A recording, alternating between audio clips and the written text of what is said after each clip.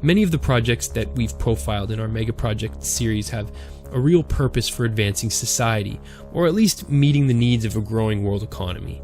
Then there's Azerbaijan's ridiculous Khazar Islands, a project that, despite all the progress in the world, is the perfect example of everything that's still wrong with its power structure, but more on that in a moment.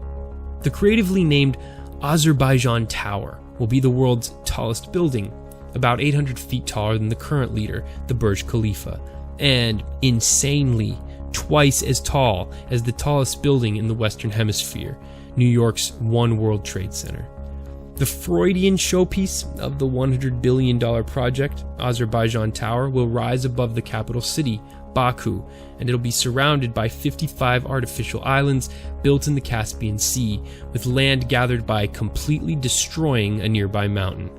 There will also be at least 8 hotels, a Formula One racetrack, a yacht club, and an airport.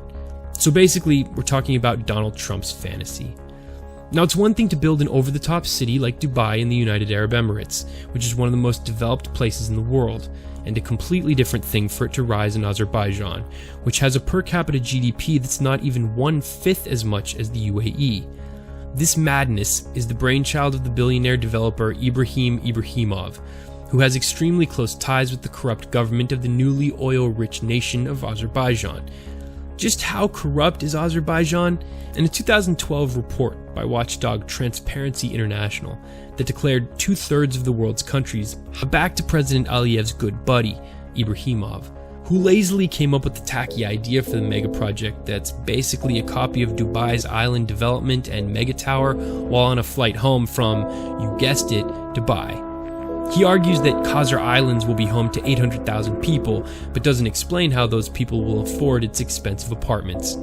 Instead of investing in the future by maybe funding a network of world-class universities, which Azerbaijan isn't even close to having, in a country that borders no ocean and produces no product that the rest of the world wants besides oil, the government thinks it's a good idea to build this.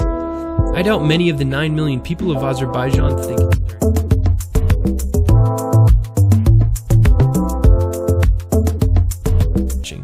You can read the New York Times profile of Ibrahimov linked below.